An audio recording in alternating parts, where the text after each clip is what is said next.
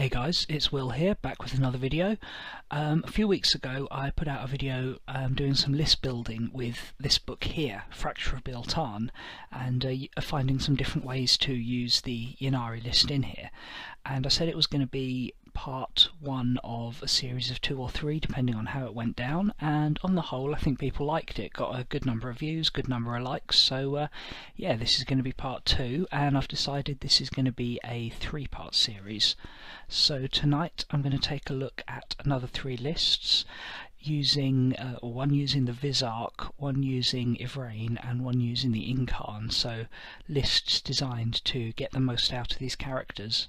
And then the final video, which will probably be in another couple of weeks, will probably be a couple of themed lists, so for particular battles or particular concepts in the sort of the lore and the fluff.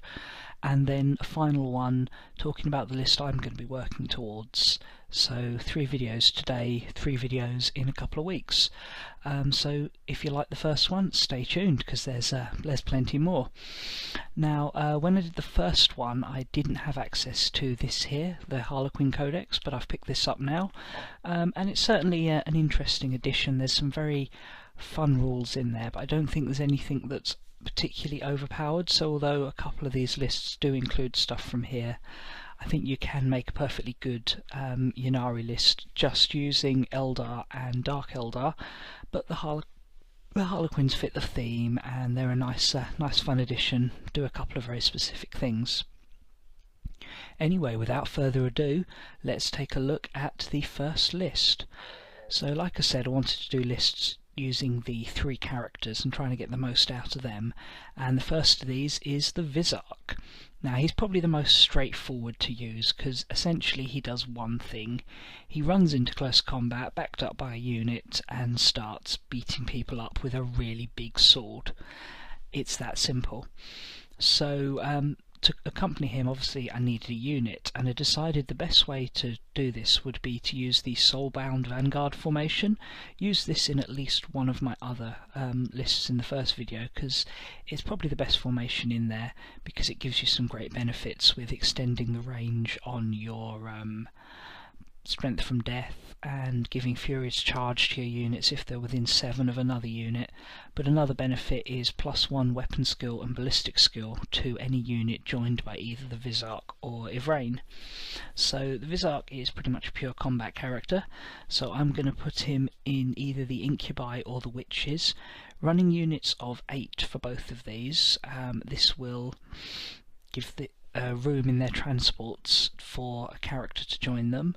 And it's a good number without overspending, gives you some bodies without, you know, maxing things out and spending a lot of points. So the Incubi will include a Clavex, and the Witches will include a Hecatrix with an Agonizer and Haywire Grenades, and one of them is also going to have a pair of Hydra Gauntlets.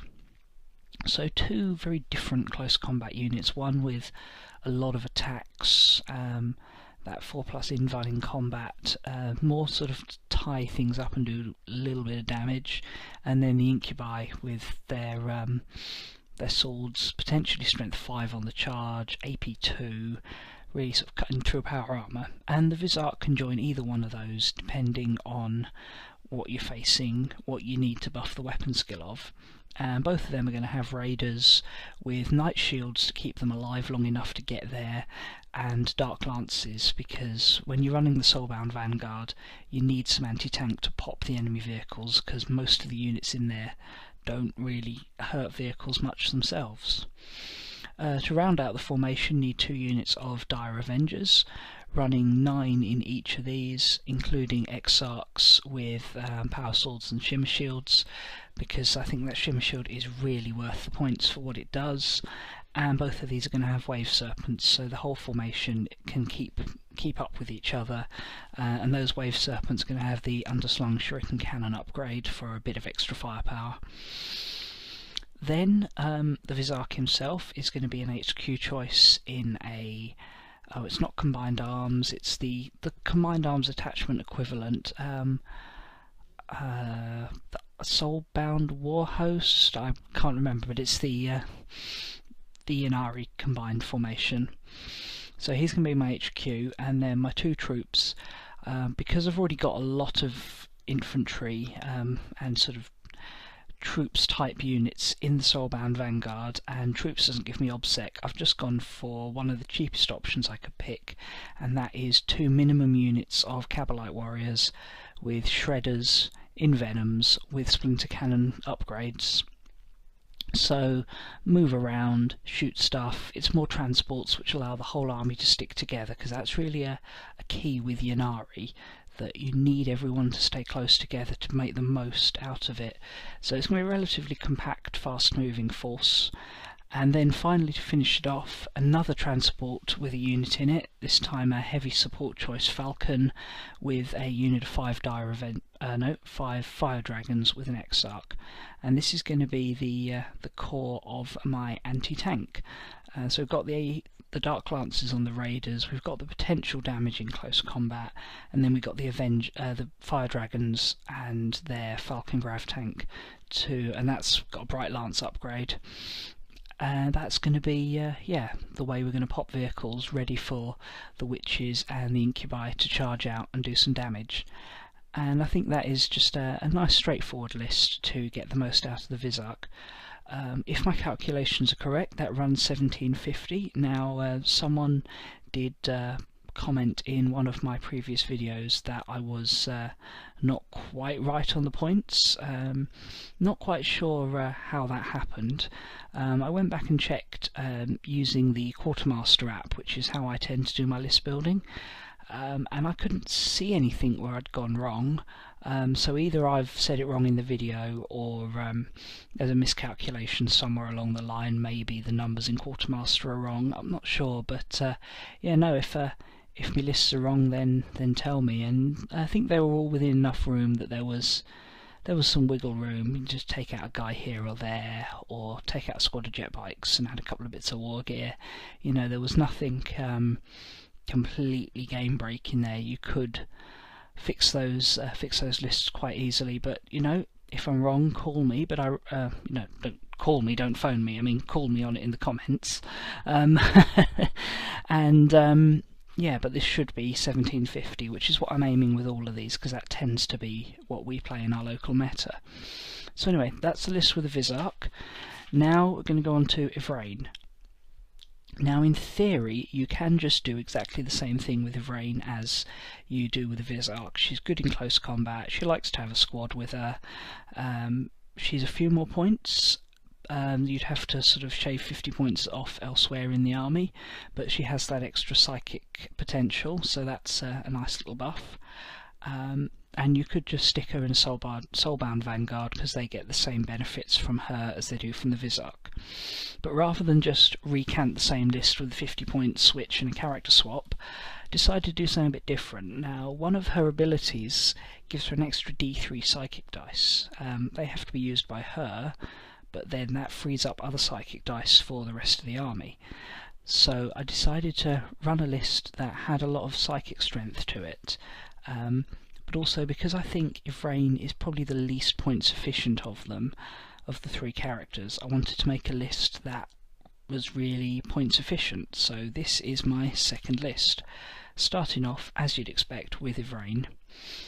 200 points, it's a lot for a level 2 psyker, but she does bring a lot of abilities. She's Eternal Warrior, and she is going to go in a squad of Incubi, an elite choice squad of Incubi, because she needs a squad with her. If she's on her own, she's going to get blasted to pieces, and Incubi are a great support for her because they've got the armour, they want to be where she wants to be, which is in close combat, and then they have an access to an open top transport, the Raider. So it's 8 Incubi with a Clavex in a Raider with Night Shields, and that's how she's going to get around. But then I've got a second HQ choice, and this is going to be a Farseer on a jet bike, and I had the points left over to give him a Singing Spear, give him a little bit of a ranged attack, but this gives me another 3 levels of Psyker and potentially access to invisibility through the telepathy, and invisibility is probably the strongest power in the game right now, and the Primaris Psychic Shriek is really good as well, so yeah, he's going to be good. And for my troops, I've got 4 squads of 3 Wind Riders with scatter lasers, so the Farseer can slot nicely into one of those for a little bit of protection, have some guys to go around with him. Then I've got another troops choice, which is the first of the Harlequin units I've included, and this is going to be a unit of 5 Harlequin players. 2 of them are going to be upgraded with kisses, and the troop master has a power sword and haywire grenades. So just a quick correction here. When I was checking these lists over at the end, realised I hadn't included the points for the Star Weaver in the Harlequin unit, so to fit that in I had to drop off one of the units of jet bikes, so it's just going to be 3 units of jet bikes rather than 4, but still pretty good number, does the job. And that left me with 10 points left over spare, so I can actually get a couple more Harlequins kisses in the unit. So 4 of the Harlequins now have kisses, and then there's just the troop master with the power sword. But other than that, list is unchanged. And these guys have 2 purposes. Firstly, they're another fast-moving combat unit that can move up with the incubi, keep pace with them, and kind of do a 1-2 punch, you know. Incubi hit one thing, players hit the other thing, and yeah, it's decent. But they're also going to act as the bodyguard for another Psyker in the army. Yes, I have 3 Psykers in this list, and that's going to be a Harlequin Shadowseer. And you see why I've picked the Harlequins, because I didn't want the Shadowseer on his own, and he needs to be in a unit, in a transport, which means Harlequins. But I've upgraded him to level 2 and given him the Mask of Secrets for that 12-inch bubble of -2 leadership. In an ideal world, I'd have liked to stick him in the same unit as Yvraine, but with the ruling that you have to stick to dedicated transports from your race, at least in deployment, even if you're Ynnari, you know, you can't stick a Harlequin character deployed inside a Dark Eldar or Eldar transport or vice versa. So yeah, he's going to go in with the Harlequins, and the Mask of Secrets is great because the Primaris from Telepathy requires a leadership test, and that's going to be a -2 modifier to leadership within 12 inches, so he's another way to do damage, potentially more access to invisibility. As although the Harlequin lore is pretty good, I think I would stick to Telepathy because it's just so good. The Primaris power is brilliant, invisibility is amazing, it's just yeah. Then with all these light, easy to blow up units, I needed something really stocky and heavy, and a potential candidate to actually get the invisibility targeted at it, and that's going to be a Wraith Knight. I don't like to overrun Wraith Knights in my lists. I don't actually own one, but I don't like to build too many lists with them because it's just too easy, you know, it's just the answer to too many problems. But I think in this case, where you're spending a lot of points on Psykers, having a really strong model like a Wraith Knight is a really good option, and it's going to distract a lot of firepower away from the softer targets like the the transport that I've put the Harlequins in. They've got, I think it's a Sky Weaver or Star Weaver. The Harlequin transport, they'll obviously have that, and then there's the Raider, so I need the Wraith Knight to pull some fire away from that and be a big scary look at me distraction, and then cast invisibility on it and have it nigh and invulnerable. Finally, to bulk out the list with some more manoeuvrability and more firepower, I've gone for a unit of Warp Spiders. But I've not gone for 1 unit, I've gone for 3.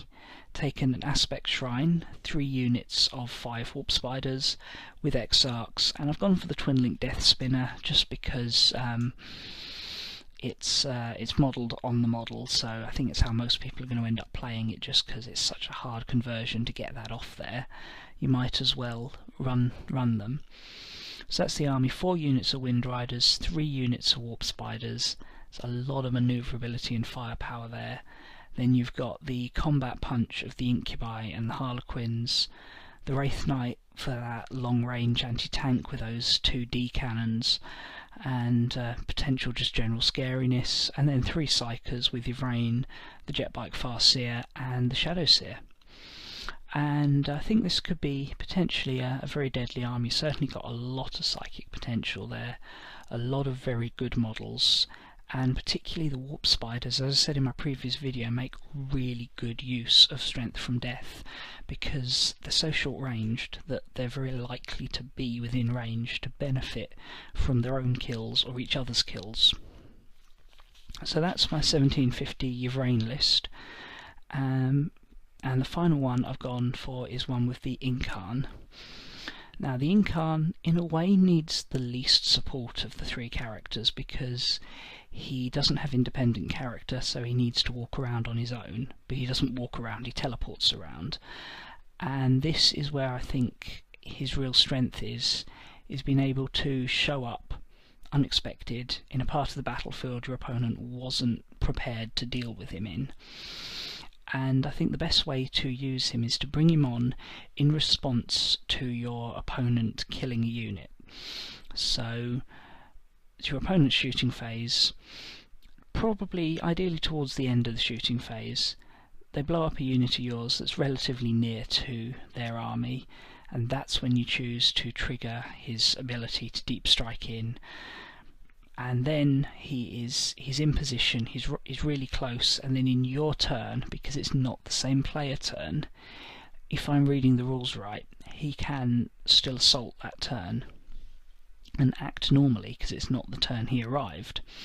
So turn 1, you can move a unit up nice and close to your opponent, they're going to blow it up in their shooting phase. You respond by putting down the Yncarne, who is then in your turn 2 in position to move normally, cast psychic powers, because don't forget he's a level 3 Psyker, and then charge into combat. So potentially really fun if you can pull it off.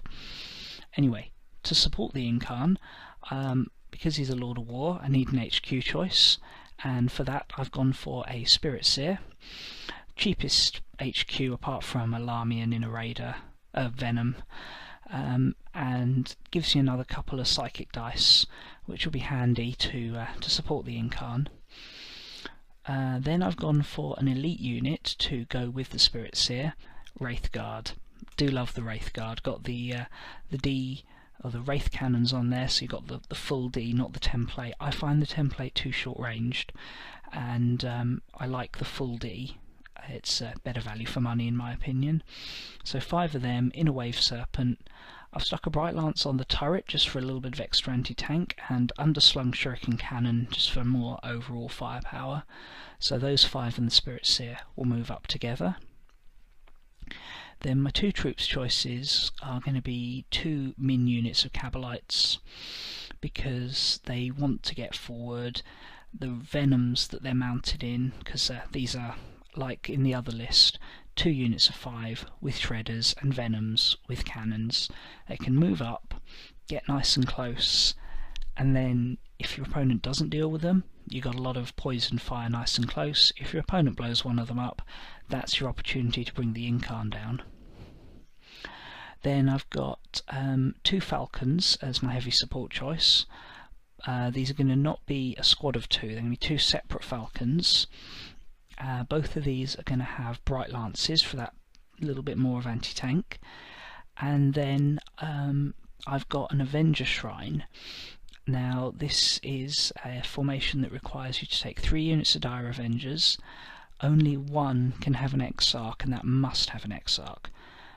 So what I've done is 2 units of 5, no upgrades, they'll go in the 2 Falcons, and then 1 unit of 10 with all the bells and whistles, Exarch, Power Sword, Shimmer Shield, in a Wave Serpent with an upgraded Shuriken Cannon again.